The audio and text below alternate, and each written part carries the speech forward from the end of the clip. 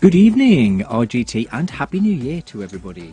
Welcome to Monday Night Racing with the Nopinz Super Series 2021, now in 2022. So tonight I am joined by one of my teammates, Tim Burden, who is a fellow Race 3R rider, very strong B category rider, and recently has just completed a fantastic achievement. Good evening, Tim. Good evening, Matey. Good to be here. Yeah, good to have you here. So just before we get started in a few minutes' time, or 3 minutes before the race starts, just tell us what you've just achieved just over the Christmas period. The big thing over Christmas was Boxing Day, and I took on the virtual Everesting challenge 8.5 times up to Zwift, over on Zwift, all in aid of MNDA, Motor Neurone Disease Association. That's fantastic. So if anybody hasn't done a V Everest, it's an extremely tough challenge. Very different to what the racers are going to experience today.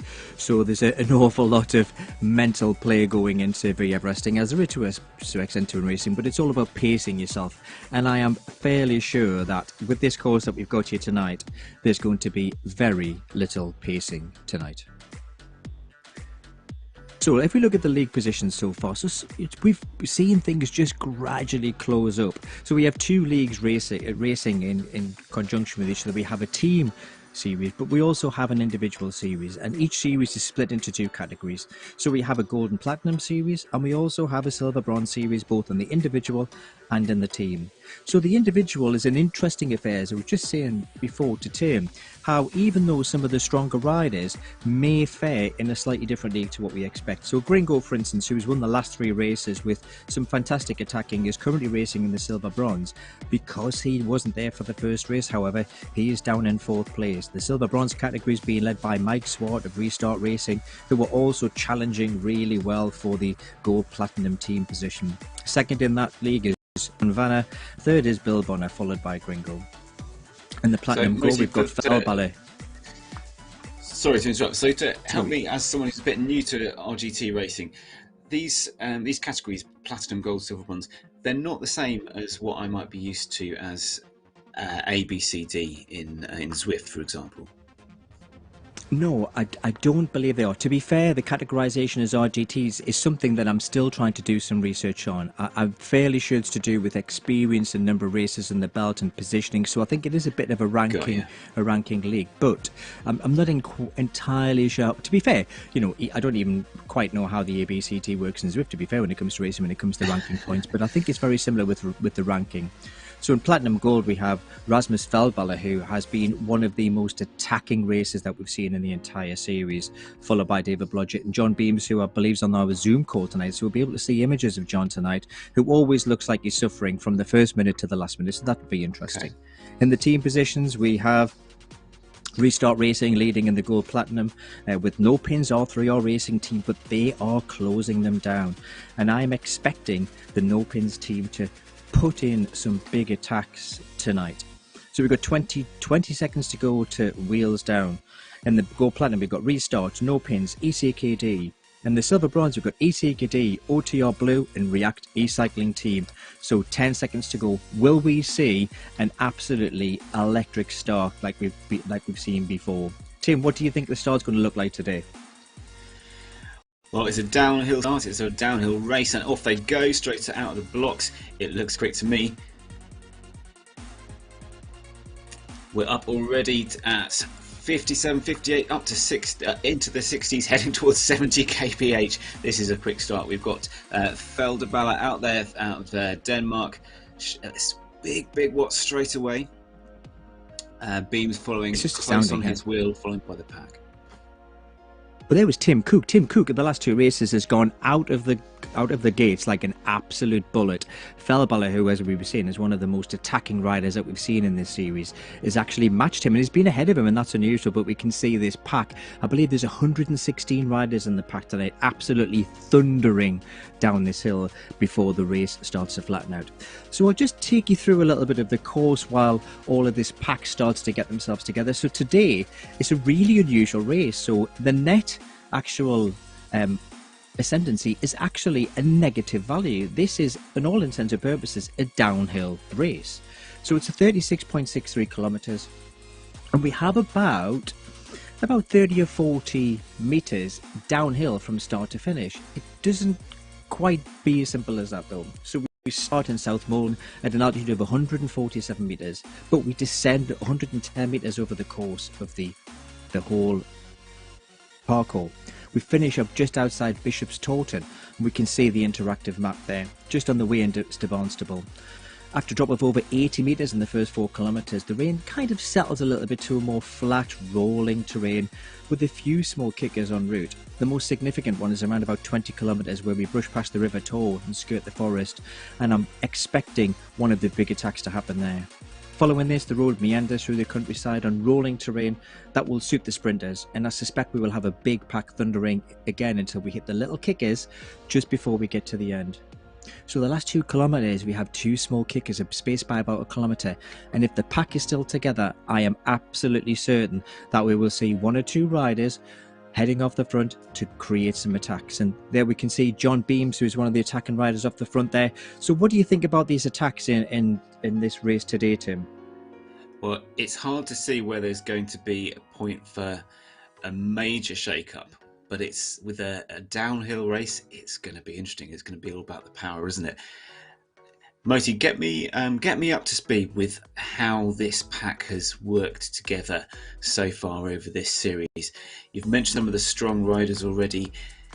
Are we likely to see a big bunch of riders together at the sprint, or are we expecting to see a breakaway?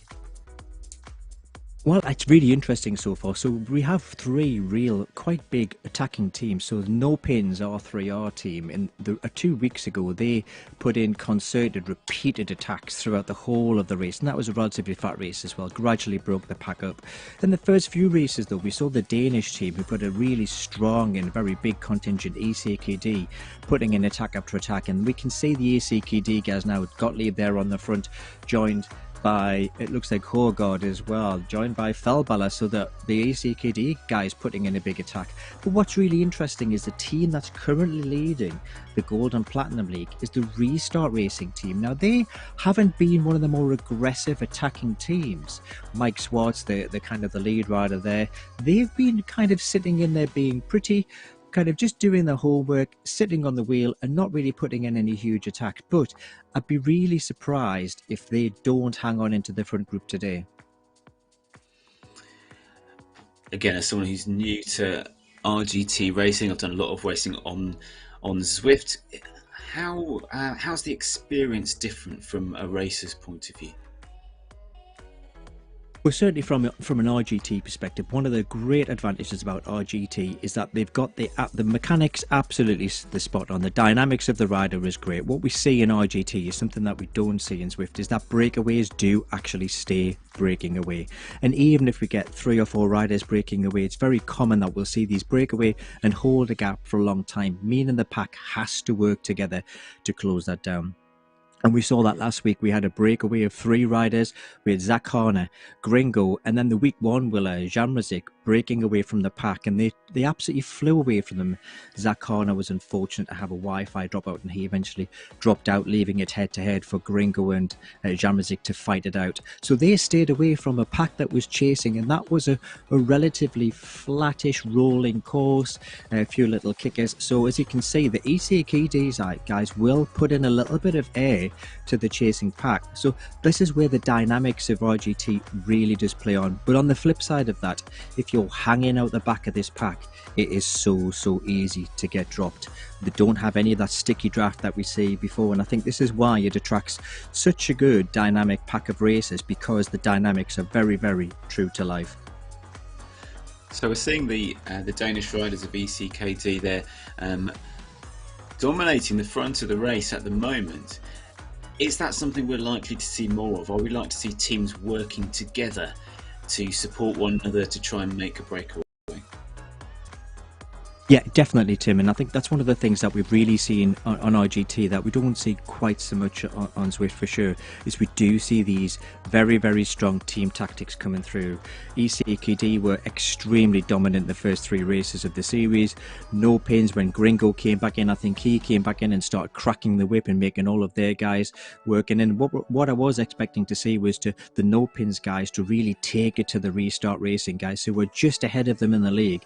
But it looks like ECKD, who are currently sitting third in the league, probably not going to be playing for second place, actually taking it to the whole of the pack. And this is to try, I'm fairly sure, to create their dominance in the Silver Bronze League, which they lead from the OTR team. They want it today, you can tell, can't you? They're really putting in the efforts at the front of the pack. Will the gamble pay off? I suppose that's the question. The rest of the chasers will be benefiting, I suppose, from being able to just sit in as we hit 5.6k in, 30k to go, and we've still got a decent amount of riders. Looks like we've shelled some off the back, but as Beams takes the front. Yeah, John Beams, one of the pedallers. So pedallers have got a relatively small team, but they put a great showing in. John Beams is being one of the kind of very star riders of the pedallers team, to be fair. He's done a lot of work, and a couple of weeks ago, I had a little bit of pop at John because he hadn't really been putting a lot of effort into one race, and he definitely turned up last week and put some effort in. The ECKD guys, last week, they were very, very quiet. They only had Felbeller, who was really showing last week, and it may well be that this week they're doing exactly the same, proving the commentator wrong. As Gleason takes the front of the race for Nopinz, the rest of the pack just tucking in behind him. And we're down. We're down in Devon, aren't we? In the course, heading towards Barnstaple. And again, if people are watching who are new to RGT, this is one of the features that's unique about the platform, isn't it? Where users can create a course to race on based on real life roads.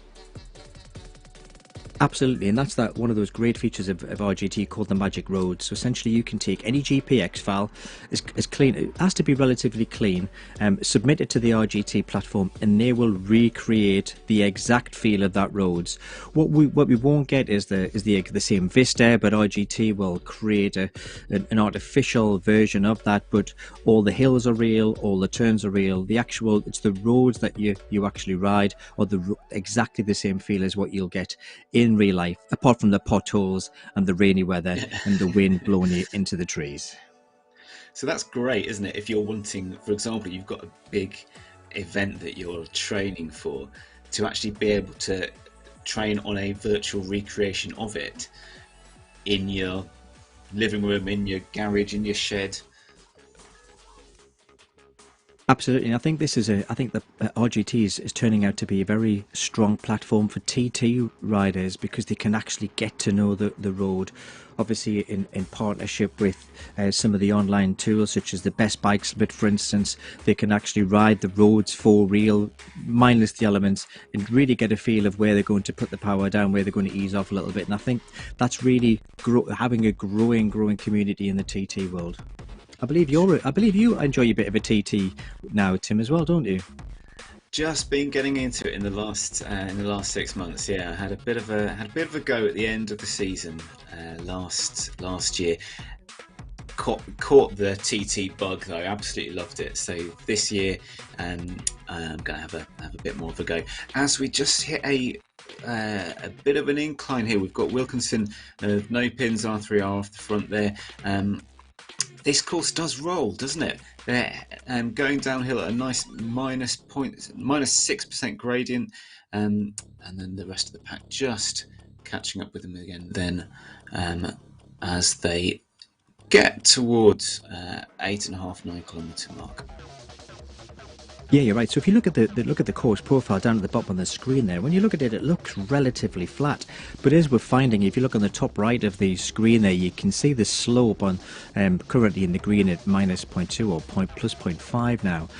But it will roll up and down, and we don't really have any significant hills until we get to about 20 kilometers. But what we can see at the moment is the EC Key Day guys and the Nopinz guys, along with John Beam from Pedalers, trading punches on the front, trying to whittle this front pack down. And I think we can see that that front pack is smaller than it was, still sizable, but it certainly does seem to be shrinking. Feldbella off the front again with beams.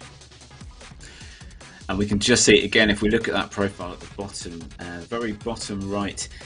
I'm just spotting that little slice of reddish orange, I guess about 1k before the finish. That's going to be interesting, isn't it, when we'll see who's left and who's got the legs left for that kick right before the end, before they get into Barnstable. Absolutely, it's going to be a bit of a race of attrition, and we can even see in that top right and even on the bottom the profile, all those little white dots kind of represent all the riders on course. So we can see that those riders have already started to spread out. That front group started to break down a little bit, and I'm fairly sure that what we'll see this group just whittle down one by one as some riders drop up the back as they just can't sustain that pace. And it'd be interesting to see how many riders we actually take into that last little testy kicker that we're going to see at the end. Do we get a sense of how far back any other riders are? Again, this is a new platform to me. I'm just trying to get my bearings with it, really. We can see in the rider list there, we can see the distance between the riders. Okay, so we're looking back now. We've got Moti, talk me through what I'm looking at here. Yeah, so the main difference from some of the platforms is that RGT kind of represents the distances in actual distances in meters or kilometers, and that kind of gives you an idea of the distance to the next rider rather than trying to guess the time based on the current speed, because as we know, as we're kind of seeing in the race today, that speed changes dramatically depending on the terrain that you are on. So we will see on the left hand side a combination of the rider's name, where they are in the position, what their current power output is in watts per kilogram, and where they are in relation to all of the other riders on the road. So currently we're focusing on Klaus Vanner, who's the brother of Jan. So he's obviously there to support his brother in his quest to move up the table and see whether he can chase down a win. And all of the riders with a relative distance to him. And I actually find that it's quite accurate. So what we tend to find in RGT, when you start getting that distance up to about 200 meters, that's a fairly sizable difference, and that's extremely difficult to close down. Sure. And so it looks to me, from a starting pack of, what did you say, something like 160? We've got a group here, right. 116. It looks like we've got no more than 30 or 40 in this front pack, so it has thinned down quite significantly. And we've got a fair mixture of teams. Yeah, we have a fair teams mixture, well right. represented. Yeah, it looks like if we're looking at the jerseys, and it's nice to see all these jerseys in, so we can see mainly the Nopinz guys are in there, some of the Race 3R guys are in there. There's a good few Restart. The Restart are in the green, and the Pedalers are in the yellow. The Nopinz in that beautifully psychedelic blue, purple and pink. But as we can see yet again, ECKD whacking it off the front.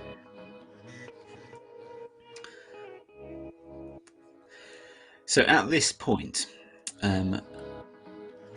we can't see a pack behind us. We're imagining that these guys have got away, and we can see the little on the profile with the little white pins. It looks like there is a substantial gap to the group behind. We're not expecting them to catch, are we? It would be very surprising, based on the races that we've seen so far, based on the dynamics of RGT. It'd be very, very unusual for a smaller pack to be able to catch this pack that are thundering away at the moment. So I think what we have seen, though, is these smaller packs have really made their racing very, very competitive. We've seen even the small packs, 3 or 4 races, really racing very hard, all putting in the red numbers. So I doubt they won't close. We know they're not going to close. This course is just too fast and flat. But they will certainly not be giving up on their race, I can guarantee that. as Beams takes the lead again, and we can see him live there in his pain cave, suffering away, along with Liam Bard, Scott Gleeson, Chris Smart, Daniel Neugebauer, and Tom Gates. Liam there with the real life Nopinz kit, wearing it with pride, and Chris, I think. Yeah, Chris is as well, and what I love to see is Liam's got his mood lighting on again today for the ladies. I'm surprised he didn't change the bulb to a bit more of a flattering purple or pink, but he likes a bit of the mood lighting, does Liam? So sorry, Tim, just to and I've had an answer on Facebook on the ranking. So thank you very much, Lorenzo, for that. So essentially, you score points for the ranking, whether it's platinum or gold, only in ranked races. And depending if you beat a higher ranked races or if you lose points when you're beating by lower ranked races, this is very similar kind of ranking, and that will move you up or down the ranking to silver and gold. So thank you very much for that, Lorenzo. That's really useful for me to know, so I now know. So therefore, the likes of Gringo, who's currently racing in silver bronze, racing in this ranked race, will no doubt be working his way up to platinum gold, unless he wants to be one of the sandbaggers, as we know we've all experienced on any virtual racing platform. That does make a lot of sense, and that sounds sensible in a way, doesn't it? Because it's about the how the races are in relation to one another. Absolutely, yeah, absolutely, and it's great. It's really good. One of the things that we've seen, Christoph, yet again, some fantastic support for the pedalers. You giving John Beams a great shout, and there's Jürgen as well. So pedalers have got a great virtual. Get yourself off these virtual platforms on this Facebook and get yourself on this RGT. You guys, John Beams needs this support from you guys to pull up some good points for you. So little gap here with Scott Gleeson on the front. Looks to have put in a little attack. He's got a big pack chasing him down. They'll catch him, won't they? Yeah, I've got no doubt at all that the pack will catch him. And this is what we saw a couple of weeks ago, where the individual riders will just put in a bit of an attack. And what we'll no doubt see is that the racers who are in second, third position will not be Nopinz guys. We can see the likes of Hulsman, Routledge, Hart, Gakes, Greenhauger, all kind of on the front of the pack trying to chase down to try and kind of see whether they can just break this pack down a little bit, make these guys work hard, to see whether they can just get them a bit more tired out for that painful kicking that we are going to see. And we're starting to see a little bit of recovery, a little bit of response from the pack now on that uphill. But clearly Scott Gleeson feeling confident to be testing the rest of the pack to see how comfortable they're feeling. I noticed the avatars there dipping into the super tuck position, so a similar thing to what I might have experienced on Zwift before, that you can just get a little bit of a breather on those downhill moments, I'm guessing. Absolutely. One of the things that we've definitely seen in RGT, which is very good to see, is that we're seeing an awful lot of downhill attacking. This is something that we don't often see on Zwift, but on RGT, there's a number of racers actually taking advantage of these race dynamics and putting in downhill attacks. And on a good few occasions, we've seen good gaps opened as other riders are trying to get some recovery, some of the stronger riders putting in a further attack. The other thing we might have spotted there before as well is that RGT will actually make you brake. So it will not let you fly around a corner at 100 kilometers an hour and kind of hang on with for dear life. When you see the power numbers in the top left-hand corner of the screen go red, that tells us that RGT is forcing you to brake, or in this case, smashing you up there into high power numbers. So that will slow you down. So just like in real life, it will slow you down into sharper corners, and you have to put the power down to power out round the corner again, which is, again, a little bit more realistic. Scott's still holding this gap. He is. So a gap of, 30 to 40 meters now, and he's putting out 4.9 watts per kilo. But Mard of Sweden pedalers looking strong, followed by Felderballer. That gap is increasing though. It's up to getting on for 55-60 meters now.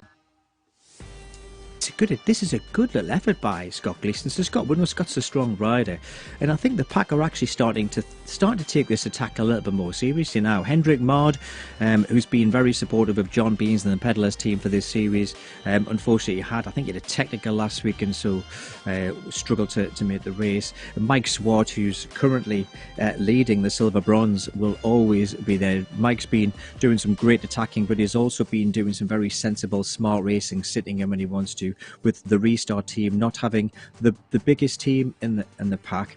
So he's raced very smartly there. But Scott looks like the pack are just starting to reel him back in. So who's next? Yeah, he's still putting out some big watts there, 4.5 to 5 watts per kilo, but that gap is coming down. He's still got a long way to go, of course, as well, another 20k. So you wonder at what point he's going to cut his losses and think, yeah, I'll go and get a little bit more rest and let someone else have a go. But still digging in, testing that pack, seeing what they can do as Beams puts down the big watts, over 6 watts per kilo, to try and close that gap down. So one of the good things about this platform in particular is when we actually look at the riders, we can see the rider's avatar. They can pick the kit, they can pick the outfit, they can pick the bikes, and we can see the name. But one of the things that's unique to this platform is if we look under the name, we can see a coloured bar. Now that coloured bar gives us an indication about how hard that rider is actually working. And if you don't understand the watt per kilogram metric, which sometimes can be a little bit confusing, the colour of the bars is a much easier way to be able to determine how hard riders are racing. So if we kind of look at the very beginning, so riders that are in the grey or the blue are taking it relatively easy. Riders that are in the green are working a bit harder. Yellow is what we call threshold, which is starting to work a bit harder. And red, the only word you can use for red is pain, really.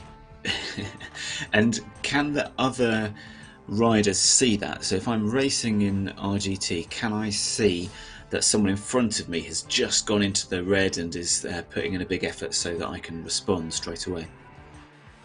Absolutely, yes. So this is visible to all of the riders in the race. Now, that's very much determined on whether you put in an accurate FTP. So the crafty, maybe not so honest riders might put in a very low FTP into the platform, and it looks like they're in the red all of the time. But these series where there are ranking points, they're very, very strict on a lot of things. So they're very strict on the rider's profile, so that they have an accurate FTP, they have an accurate weight, they have an accurate height, and so that's all registered. So we know that what we're seeing in these races today in the Nopinz Super Series are all legitimate figures, and that gives us it's great for us as viewers to be able to see how hard these riders are actually working. And we're just about hitting the halfway point, 18k to go, and we can see that the front of the race is shuffled around a little bit. Beams and SB, Stephen Briley, out there leading the way. Pack's just getting a little bit fragmented there, but I think they're going to come back together again. Is indeed. It'd be interesting as Briley does like an attack. He's in a very attacking. John Beams has done a fair bit attacking on his own already, so it'll be interesting to see whether John can sustain this level of effort all the way to the end of the race, given the fact that we're only halfway and he doesn't have a huge team behind him to support him in these attacks, unlike the likes of Nopinz, ECKD and Restart have got a few more numbers in there today than they have done in previous episodes. So I'm seeing a lot of, let's talk about bikes. I see a lot of canyons, I believe. If we've got, does the bike choice make a big difference?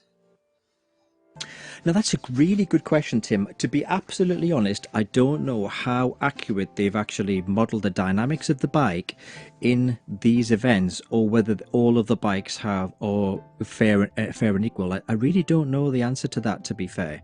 But some of them look. I think there are a good few bikes in there. There are some Evo bikes in there. There's some Canyon bikes in there. And I think that range is gradually increasing. They all look fantastic. And Matt Lugger now looking for some camera time off the front. It's not very often we see Matt up the front. Gringo's obviously cracked the whip.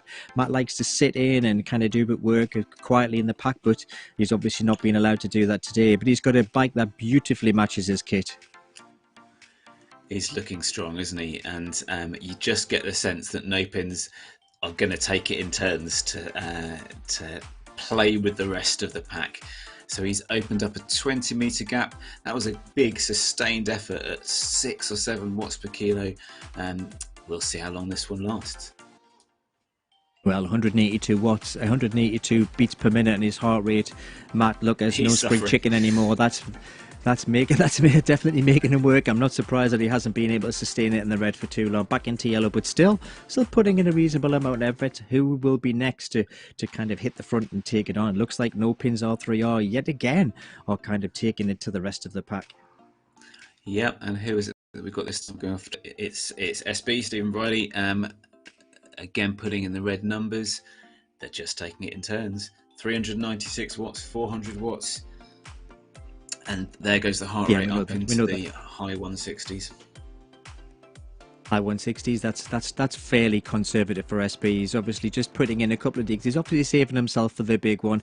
SB, I'm fairly sure, will be very much having a domestic role today. SB is certainly not going to be finishing in the top 3 or 4, but he will be a rider that will be very aggressive with attacking when told to do so. He's more than happy to put an attack, even for the price of a dairy milk.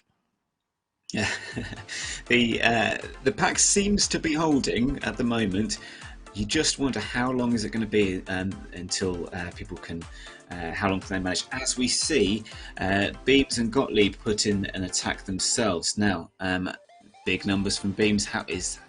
What's this one going to do? How are the pack going to respond? I'm impressed at John, certainly taking it to the pack today, certainly wanting to bring Pedalers certainly back into the forefront again.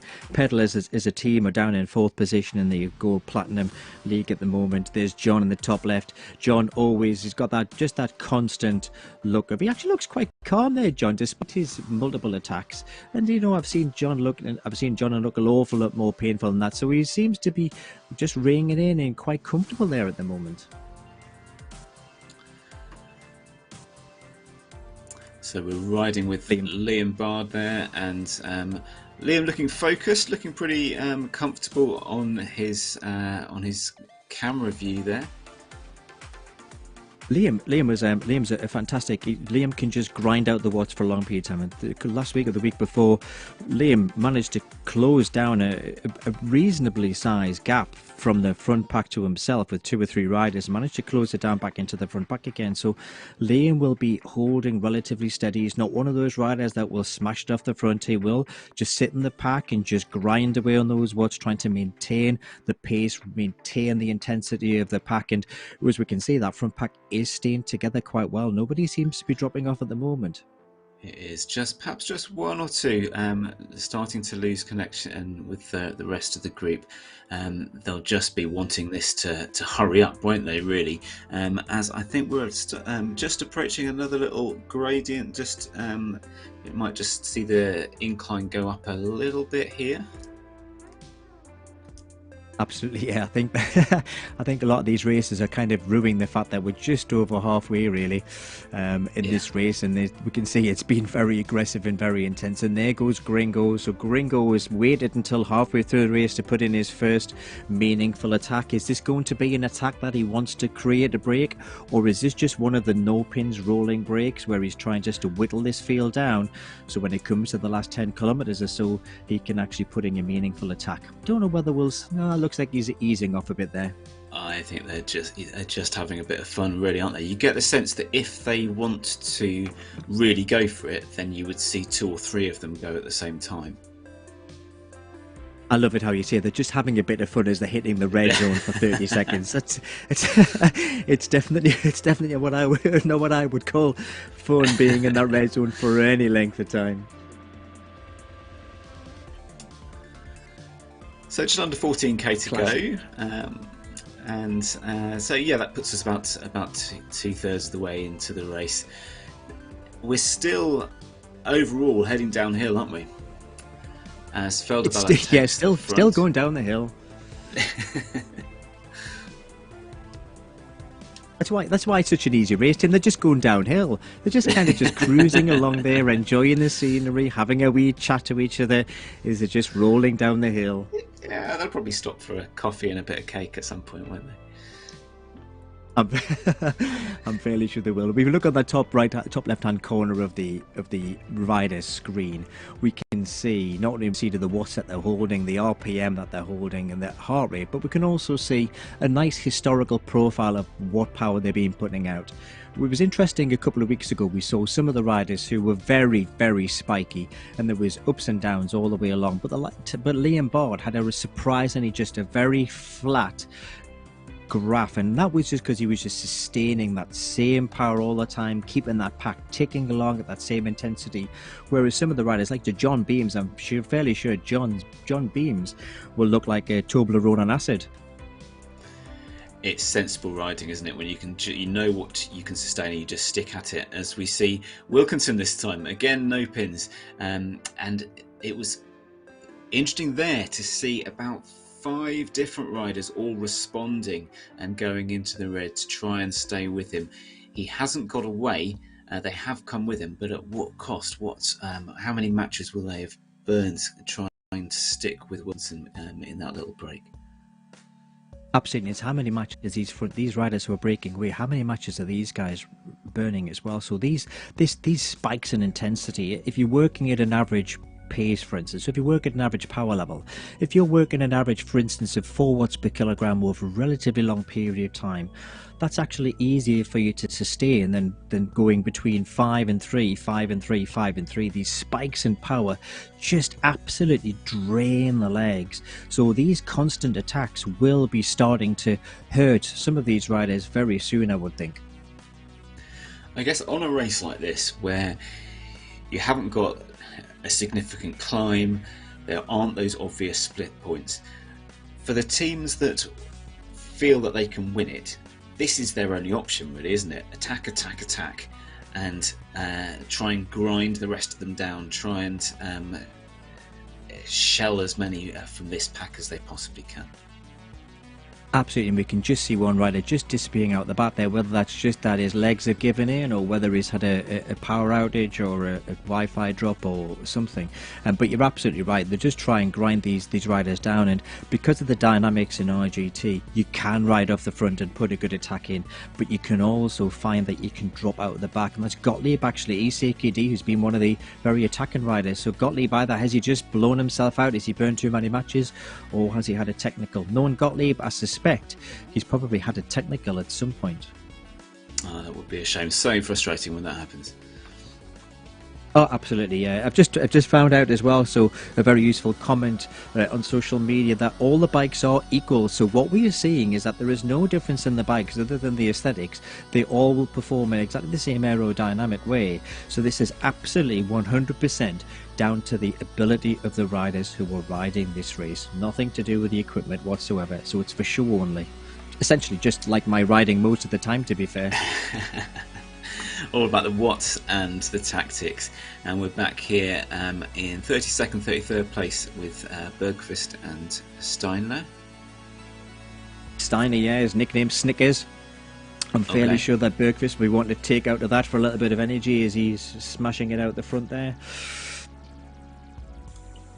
Liam Bard taking the front, that must have been purely by accident, Liam. There's no way Liam would choose to go to the front and stay there for too long. That's to get a nosebleed, and he's up that high in the pack.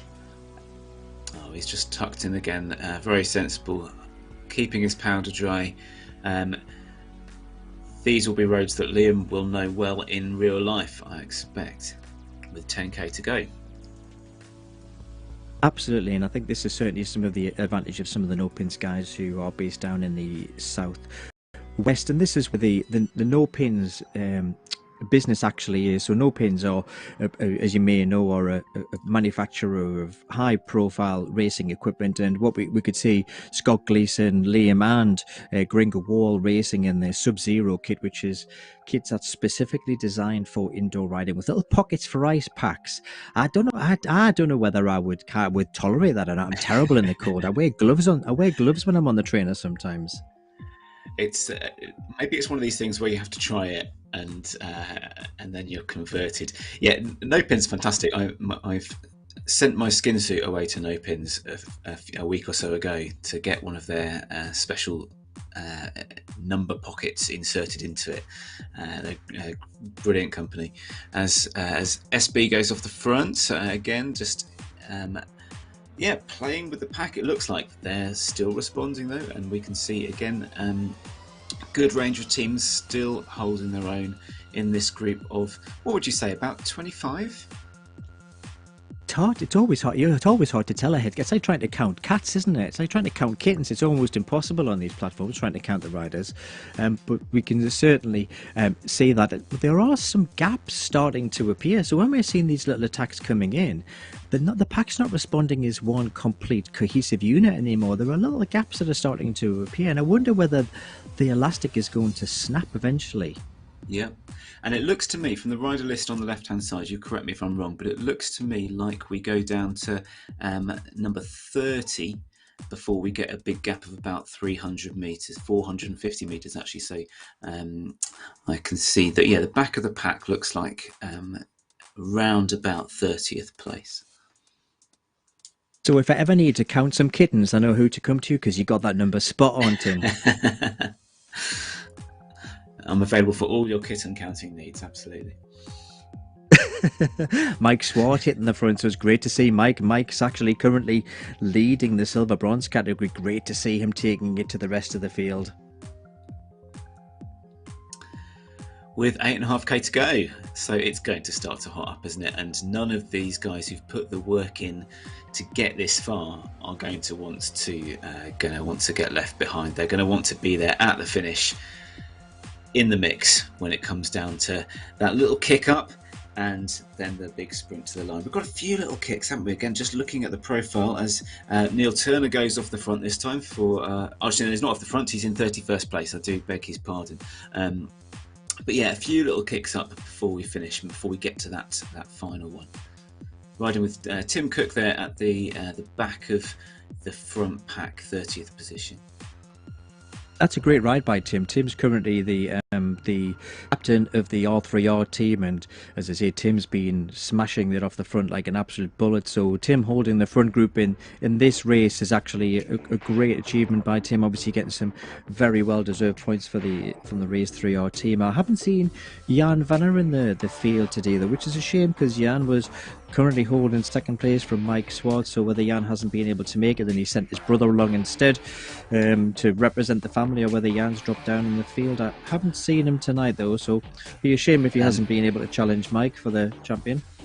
It looks to me from the rider list like he is there actually, and he's there in the front of the pack. That both of the Vanner brothers are there in this front group. Both of the Wenger boys are both there. That's good to see. Get them on the Wenger bus, get the party going, get the disco lights going. Let's get this last 7.3 kilometers party going. What are you expecting to see, Tim? What do you think we're going to see? Do you think we're going to see this pack start just to ease off a little bit, try and save some of the matches for those last couple of kickers? Or do you think that we'll see somebody just try a cheeky little attack between... Oh, speak of the devil, there goes Pedersen. There he goes. From the look of the profile, and of course this isn't a course that I've raced on, it would be very ambitious to try and get away.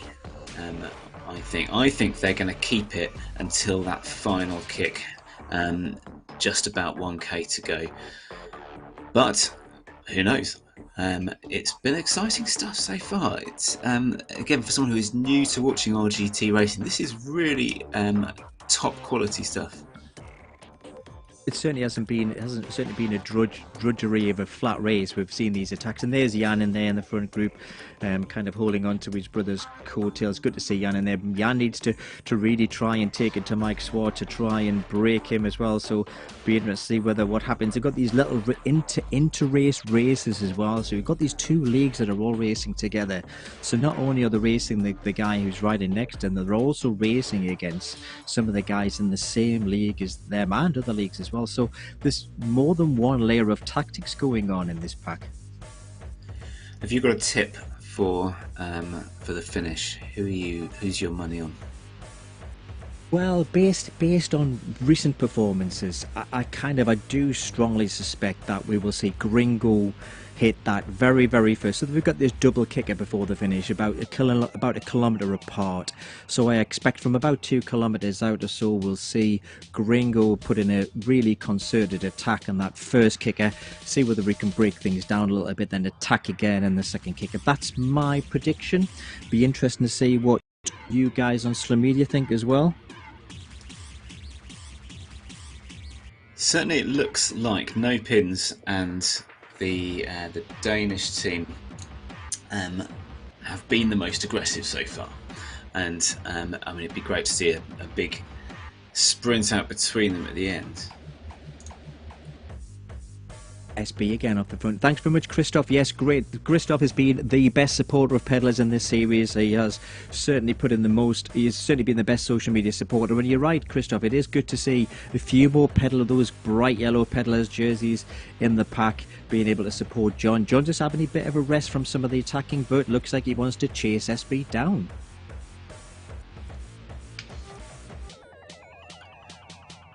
So there we got the helicopter shot, SB out the front there, with something like a 25-metre gap to Olsen. But still with another, but it might. Yeah, another 5k to go. That no doubt be swallowed up, but it will make this pack work. We're certainly not kind of just rolling into these last couple of kickers, that's for sure. Great to see SB up in that front group again still.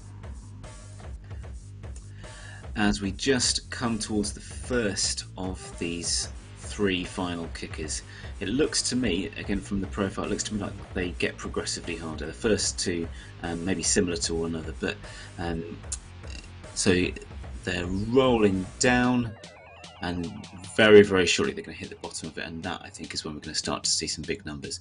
You can see they're conserving a little bit of energy down in the sort of 2 to 3 watts per kilo. That's going to all go red as Yanko goes to the front with a big dig just there.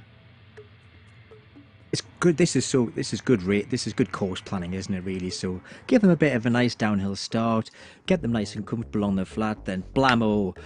We've got 4 kilometers to go, and you kicker, then relax, kicker, then relax, and then uphill finish. It's kind of just what you want for a bit of exciting racing in these last 4 kilometers. We look at that. Daniel looks as if he's really suffering now. John even looks. Liam Bard's off the pedals, Gringo's off the pedals, Gleason's off the pedals, Tom Giggs as well. So they're all starting to work hard at this first little kicker.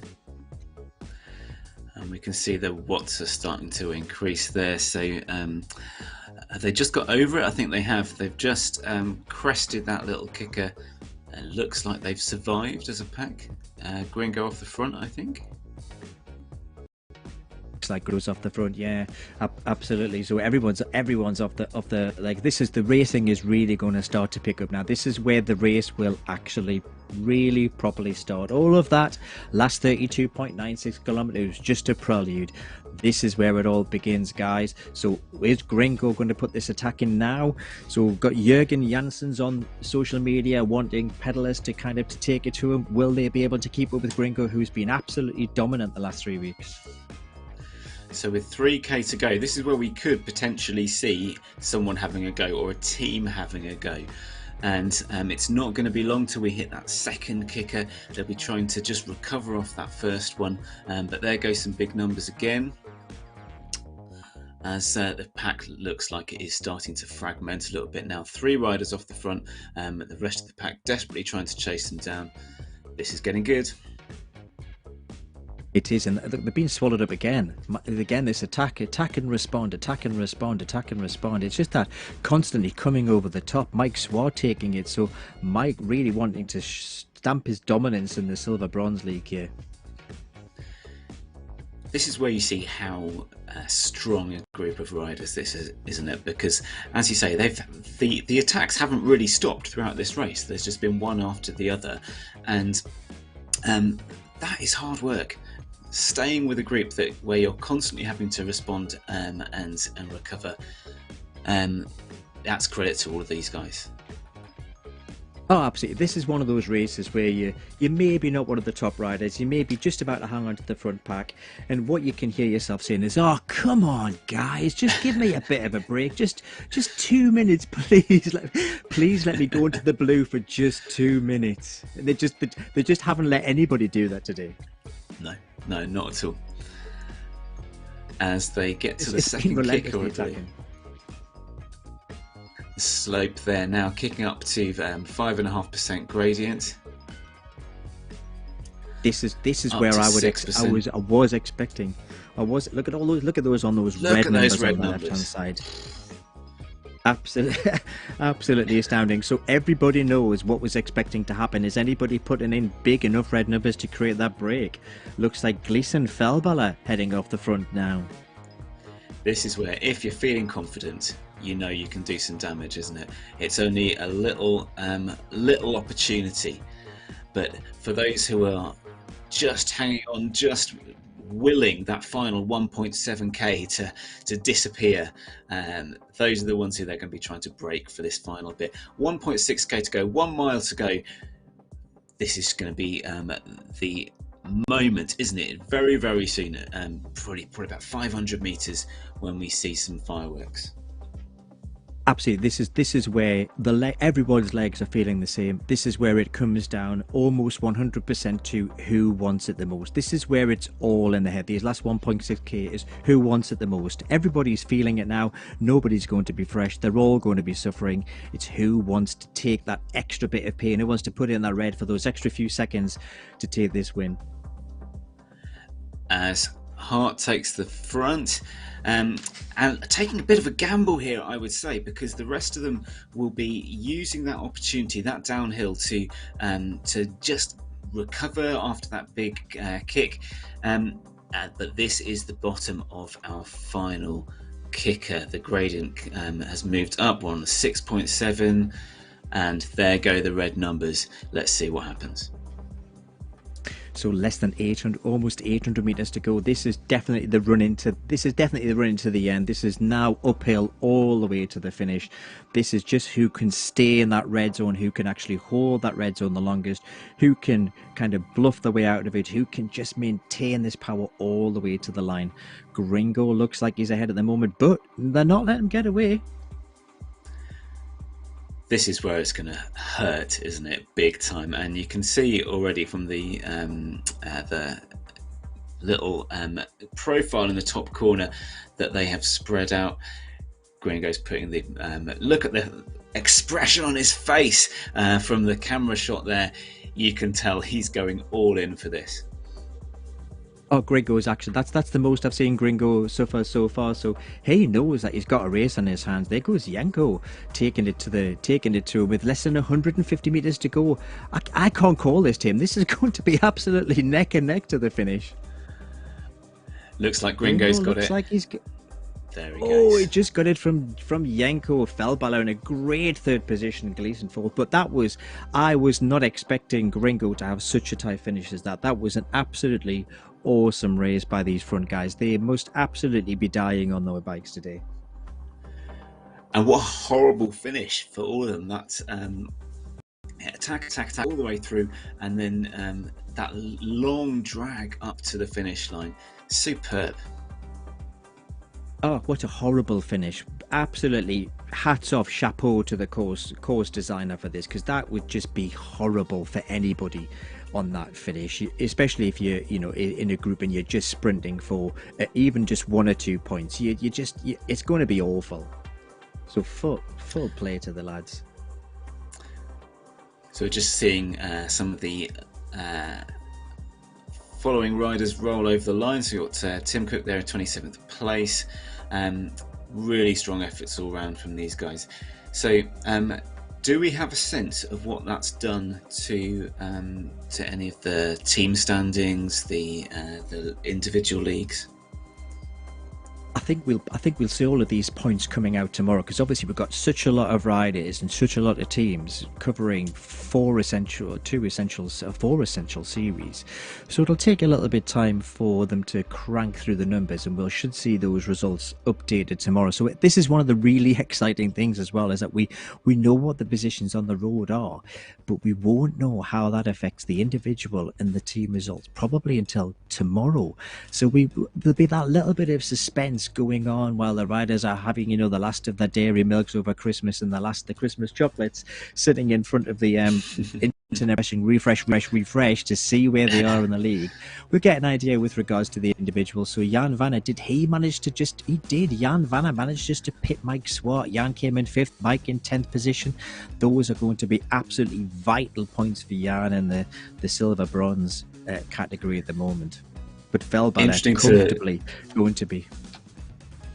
Yeah, interesting to see the spread of watts per kilo. So Gringo there, no surprise, 4.65, finishing in first place. But all the way down to 20th place, we've got quite a spread, haven't we? So the guys who were putting in the attacks, you can see that it really did make a difference to their overall power.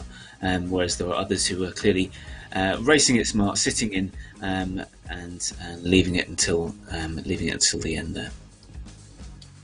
Absolutely, and the likes Tom Giggs, for instance, Tom Giggs, who had no teammates around him whatsoever, so Tom is the only draft representative. Tom was down in the under 4 watts per kilogram, so you know, Tom raced very smart, sat in the pack, as he said, kept his powder dry, kept his nose out of any trouble, just drafted along and managed to come away with a top 20 finish, which is excellent. Top 12 he was, in fact. So it's fantastic to see this spread of how these races are working on this course, but also it's very rarely, or not always, do we see the one who holds the highest watts per kilogram winning the race. Although we can see today that Gringo obviously put in a fair amount of effort there today to be top of the pile and also top of the watts per kilogram. But 4.65, that's no walk in the park, is it, Tim? It certainly isn't, and it just goes to show what an impressive ride it was, because he was he was putting in the attacks, he was testing out the rest of the team, as were his teammates. But credit to the rest of that front group. They lost maybe 1 or 2 riders after the initial split, but until that final kicker, they were all there. Absolutely, and we probably missed some of those riders just dropping off the back. But look, Terry Wilkinson there down in 20th position, finishing almost just over a minute behind the front group, and Terry was there putting in these really high intensity attacks through that race, and we saw him hit the front a few times, and obviously he was there to do that job, and just died off power over a period of time. But how quickly these packs can move away, and how quickly it can drop off the back if you haven't got anybody around you. So we're just watching some of the other riders still coming in across the line. So down in 50th position, some of the other results just coming in. Fantastic event, this one, and again for me, first time watching RGT race. Really good to get the sense of the different dynamics to what I've seen before. Yeah, and I think that's one of the beauties I love about the RGT platform, is just that the racing is very, very exciting. It's very, very dynamic. Gaps do occur. Gaps do get closed down. And if you've ever raced in the RGT platform, it's actually really quite nice. If you put an attack in, you actually do see a gap forward, and that really can help to bolster your confidence going into the rest of the race. But also, you cannot just sit in the back of the pack and expect the draft to pull you in. You have to continue to work. You have to put the effort in to be able to hold that pack, that you don't just get drawn along by the draft. You actually have to work, and that's one of the, once you've raced it, you can actually know what these guys are feeling and know that every single one of them is having to put in a fair amount of effort to be able to hold where they are. So that was race 5. What can we expect next week? It was indeed. This is the last week next week, so this is week 6 next Okay. week, and this is essentially the finishing race, and it's actually definitely not an easy ride whatsoever. And what they're actually going to be doing, they're actually going to be going past the headquarters of the Nopinz company. So I'm fairly Awesome. sure that the Nopinz guys will be waving from the window as the riders go past next week. And are we likely to have a hilly ride? Is it going to be a flat one again, or with other? What can we expect? Well, next week we've got 509 meters of ascendancy next week, and here Ooh. we can see the course profile today. So this is yet another point-to-point race, and it's actually got a little bit more elevation and descent in it. So rather than it being a rolling course, we have really quite an early climb and a couple little peaks, and then we have a really long, strong descent before hitting another kicker and another couple of kickers, and then we actually have an exceptionally fast downhill finish all the way through Barnstable towards Bickington. So we'll expect to see I would expect most of the attack to happen in maybe the first third of the race. Then we'll have a bit of a breather. Then just before we get to the end of the race, there'll be that kicker where we'll see them attacking again, and it'll be a downhill sprint into Barnstable for the ice creams and the waffles. Superb. Lovely part of the country. It's a place. I've been there before, but I've never ridden there, and it always takes me by surprise how hilly it actually is. I know that Liam, who's based in that area of the country, does tell me how hilly it is, but I don't know why. I always expect it to be quite flat, but apparently it's a very hilly area and good for climbing. I believe it is. I think people always tend to say that people that do Land's End John O'Groats are always unpleasantly surprised by the first couple of days going through Cornwall and Devon, dealing with the hilly terrain. I know you're going either end. You always, going into Scotland, it's not going to be flat. Going down into Devon's not going to be flat. So either end of the ride is always going to be unpleasant, by the sounds of things. So we can see these riders coming in little dribs and drabs, ones and twos. Now we can see the big groups of all kind of more or less finished, but all of these riders will be trying to get as many points as they possibly can for their team to bolster their team position in the league. Yeah, and give me a sense of how much racing we're seeing on RGT these days, because it's something that I think I need to give a second look. Certainly RGT is very much growing in popularity as very much as a racing platform, and I think this is very much testament to the fact that we've got superb dynamics. Racers love racing in RGT because it just feels real. It just feels more realistic. You can make these breaks. You have to work hard. You can create these magic roads as well. So it's certainly growing in popularity with the racing community. The results seem to be, what we see on the screen is actually what we see in the results as well. So we don't see some of those odd scenarios where you look like you finished across the line first, but in fact you came third, and that's very testament to the dynamics of the timing within RGT. So it's certainly growing in popularity with the racing community, and we're seeing, as you can see today, 116 races in the starting pen today, which isn't bad in any racing circumstances. No. But I think we're definitely going to see more, and I fully intend to do a little bit more RGT racing over the next few months. So this was a scratch race today. Have we got other formats going on RGT as well?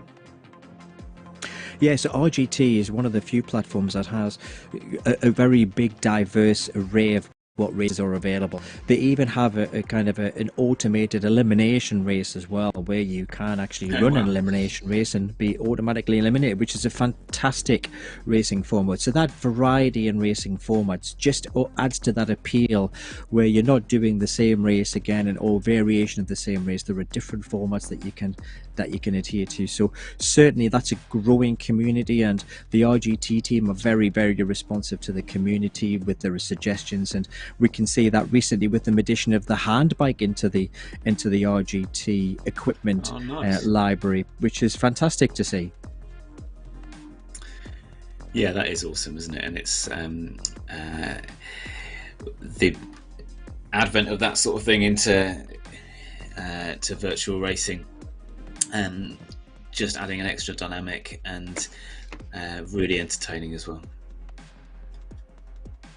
Absolutely, and I think with all the bikes being equal as well. So some of the guys that you've obviously got friends, and with the MND, I'm fairly sure that you may have met some people or know some people who are having to use alternative ways of getting the training in. Handbikes certainly one of the ways that certainly we see within my profession of physio, where it's a very big way of people actually getting around and training. So it's great to see that that's actually accurately represented in an electronic platform, which it hasn't been as yet. Yeah, absolutely. Well, I'm loving it. I think you may have converted me to RGT racing. Great. Well, that's good to see. So there's the final results today. Gringo taking fourth win on the bounce. Will he be able to make it 5 gold rings next week and take the win next week for the final event? Oh, there's Hurst blowing a kiss to the crowd as he crosses the line. Showman indeed. With Janko in second place. Velbala yet again showing his dominance, and Velbala put a good few attacks in Scott Gleason there. Jan Vanner, will we be interested to see tomorrow when these results come out whether Jan's close that gap up to Mike Swart, who was in 10th place. John Beams very attacking again today in 11th place. So that's it for today. That is it. So we've seen all of the races crossing the road. We're down with Barber in 109th position, but the full front 90 have crossed the line. That is week 6, or week 6 is coming up. Week 5 is wrapped. Tim, have you got anything that you'd like to say before we finish off today's broadcast? Just thank you very much for inviting me to join you, and yeah, hats off to these guys for what was a tough and competitive race. Really doing their teams proud. Great stuff. Yeah, thanks for joining me, Tim. Well, thank you very much for joining me tonight, folks. I will love to see you all next week, 7 p.m, for the final event in the Nopinz Super Series. Get your popcorn in, get your crisps in, get your pop in, get those few beers that I'm sure you've got left from Christmas in, because next week is going to be absolutely fantastic racing. I can guarantee it.